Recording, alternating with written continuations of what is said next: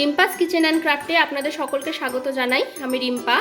আজ আপনাদের জন্য নিয়ে এসেছি একদম রেস্টুরেন্ট স্টাইলের পালক পনিরের রেসিপি। আপনারা যারা এখনও আমার চ্যানেলটি সাবস্ক্রাইব করেননি তারা অবশ্যই চ্যানেলটি সাবস্ক্রাইব করে নেবেন এবং লাইক কমেন্ট শেয়ার করতে কিন্তু একদম ভুলবেন না। এই পালক পনিরটা কিন্তু রুটি অথবা পরোটা দিয়ে খেতে একদম অসাধারণ লাগে। তো চলুন দেখে নেওয়া যাক আমাদের এই রেস্টুরেন্ট স্টাইলের পালক পনির তৈরি করতে কি কি উপকরণ লাগছে। আমার লাগছে পালং শাক, লাগছে পনির,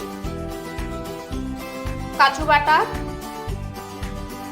কিশমিশ, পেঁয়াজ বাটা, রসুন বাটা, আদা বাটা, টমেটো বাটা, কাঁচা লঙ্কা বাটা, ফ্রেশ ক্রিম, দুধ, গোটা জিরে, জিরে গুঁড়ো, ধনে গুঁড়ো, হলুদ গুঁড়ো, কাশ্মীরি রেড চিলি পাউডার, নুন, চিনি, গরম মশলা গুঁড়ো, তেজপাতা, শুকনো লঙ্কা, সৌরি মেথি, আর লাগছে সাদা তেল। প্রথমে গ্যাসটাকে আমি জ্বালিয়ে নিলাম। এরপর আমি কড়াইতে জল দিলাম। এই জলটা যখন গরম হবে তখন আমি এর মধ্যে পালং শাকটা দিয়ে দেবো। জলটা আমার গরম হয়ে গেছে। এরপর আমি এর মধ্যে পালং শাকগুলো দিয়ে দিচ্ছি। এরপর এটা আমি ঢেকে দিলাম। এটা আমি খুব বেশি সেদ্ধ করব না, 2 মিনিট হলেই এটা আমি নামিয়ে নেব। 2 মিনিট হয়ে গেছে। এরপর আমি এই ঢাকাটা খুলে নিলাম। এরপর শাকটা আমি তুলে নেব।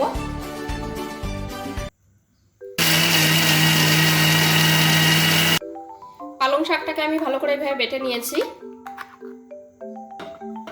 এরপর আমি আবার গ্যাসটা জ্বালিয়ে নিলাম।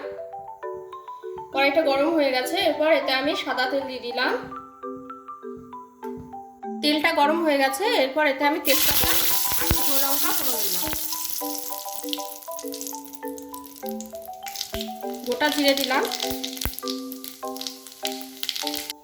এরপর এতে আমি পেঁয়াজ বাটাটা দিয়ে দেবো।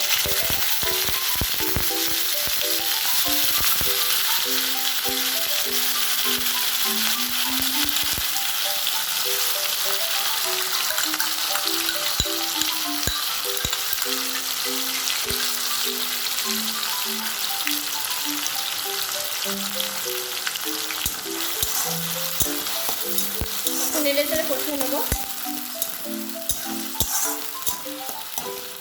এরপর এর মধ্যে আমি একে একে রসুন বাটা,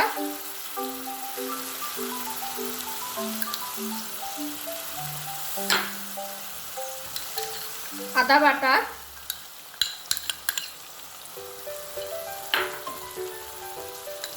টমেটো বাটা,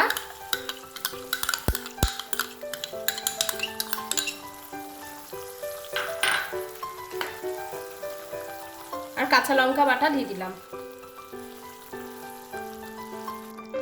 এই মশলাগুলো এখন আমি ভালো করে কষিয়ে নেব।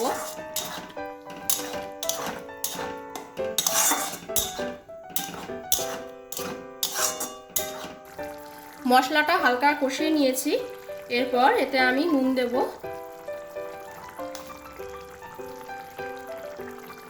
হলুদ গুঁড়ো,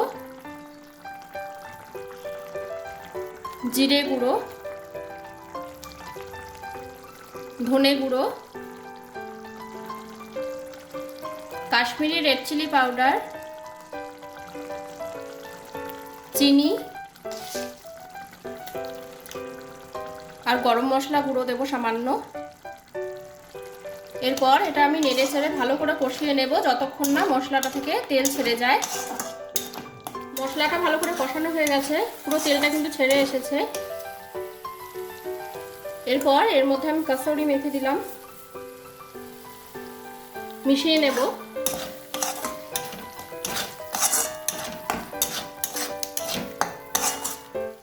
এরপর এর মধ্যে আমি পালং শাক বাটাটা দিয়ে দেবো।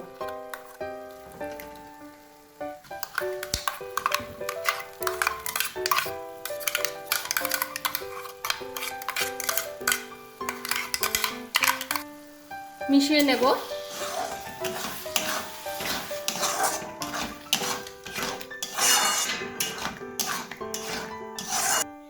এরপর এর মধ্যে আমি কাজু বাটাটা দিয়ে দেবো।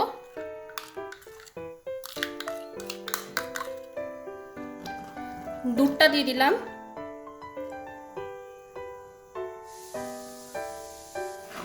মিশিয়ে নেব।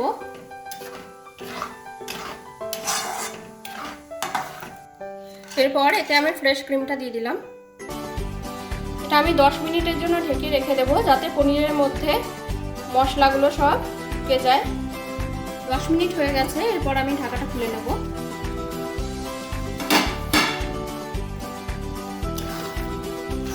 পালং পনিরটা কিন্তু আমার একদম তৈরি হয়ে গেছে। এরপর এর মধ্যে আমি একটু গরম মশলা গুঁড়ো দেবো। সামান্য একটু গরম মশলা গুঁড়ো দিয়ে দিলাম। ভালোভাবে মিশিয়ে দেব। পালং পনির কিন্তু আমার একদম রেডি হয়ে গেছে। এরপর এটা আমি নামিয়ে নেব। পালং পনিরটা আমি নামিয়ে নিয়েছি। এটা আমি ফ্রেশ ক্রিম আর ওপর থেকে একটু গ্রেট পনির দিয়ে আমি এটা সার্ভ করেছি। আপনারা কিন্তু অবশ্যই এটা বাড়িতে ট্রাই করবেন এবং কমেন্ট বক্সে জানাবেন যে কেমন লাগলো। ভিডিওটি দেখার জন্য আপনাদের অসংখ্য ধন্যবাদ।